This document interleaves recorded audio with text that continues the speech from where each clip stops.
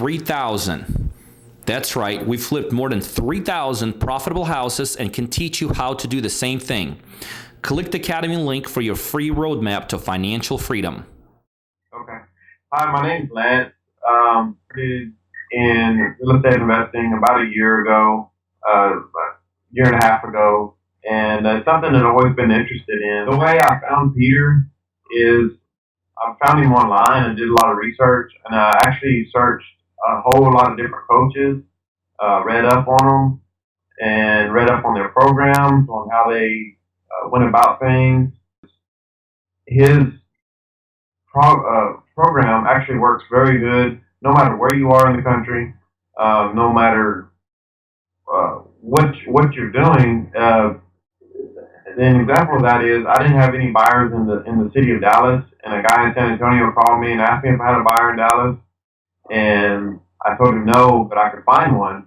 And within 2 days, I had a buyer for him using Peter's program. It works. It's the best thing that I've ever seen. Hey, this is Peter Vexelman. So what I want to talk to you today is a lesson that my dad has taught me for a long time now, and he still talks to me about it all the time, and that is, what do you do when things are going really, really well? And one of the things my dad always tells me is that is the time you have to be ultra cautious. When everything is going well, everything is grooving, when the business is on track, maybe when your relationship's on track and all this. But it's so true when it relates to our business.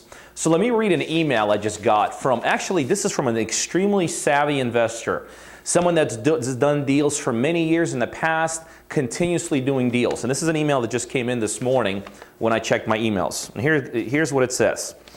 Peter, I feel really discouraged right now. I'm lying in bed, I can't fall asleep. I can't figure out why things aren't taking off.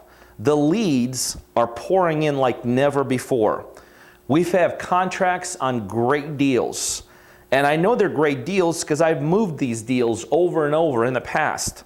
But all of a sudden, our 3 to 5 go-to buyers have either pulled out of my area or stopped buying temporarily, and they're just making a bunch of excuses. We're sitting on a couple dozen deals with about $100,000 of profit in there easily. What do I do? Well, look, from the outside looking in, the answer is very simple. But when you're in that kind of a situation, sometimes you can't see the forest from the trees. And so here's what happens. 3 to 5 buyers. See, when he was rolling in this business for many, many months, probably many years, what this investor did is he lived off 3 to 5 buyers. And what did he forget to do? He forgot to do exactly what I emailed him back, a very simple response. Hey, we got to go back to the basics. You got to get more buyers in your database. So I'm purposely doing this video here today in our sales room. This is where our sales guys sit. Our sales guys have 2 functions when it comes to selling our inventory. Function number 1, obviously, you got to sell the inventory. Function number 2, which is in my opinion just as critical, you have to constantly be adding more investors to the database. See, when things were going so well for this investor, when things were going so well, he was living off the things were going so well part. He wasn't cautious in realizing why they were going so well. He was very, very one-dimensional. When you're living in a wholesale model or any kind of a business, even if it's on the retail side, and you're living off a couple buyers, you know it's temporary. There's no buyer, I don't care how big or how small, that's going to be buying forever and ever in the exact same market, the exact same deals for an indefinite period of time. See, if this investor would have stepped out of his own little world and really thought about it in the last several months, the last year or two, he would have realized that the things were going so well, but he had to be cautious and he had to think about the future. What would happen when they pulled out? So, number 1, none of us, if you're in a wholesale model, have enough investors. You always have to be replenishing them. But this extends beyond just the wholesale model. I don't care if you're working with the best contractor in your area. Guess what? You better have some backups because you never know when they get too busy, when they may actually pull out of the business, where pricing may change, where their quality may change. I don't care if you're working with the absolute top realtor in your area.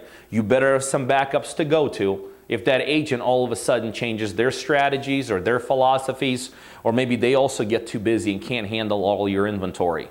I don't care if you have the best closing attorney. I don't care if you have the best title people in town. You better have backups to go to.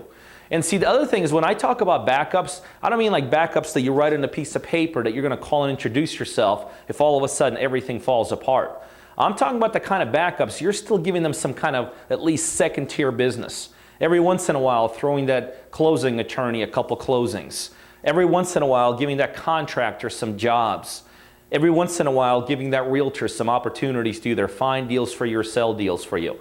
You have to maintain those second tier relationships because nothing in this business lasts forever. It doesn't matter what model you're in, what strategy you're doing, or what technique is working for you. So the premise is this: when things are going well, and I really hope things are going really well for you right now, you have to be extra cautious. You have to be extra careful. You have to figure out what are you have to anticipate what are the things that can go wrong, and if they do go wrong, you have to have backup in place before they go wrong.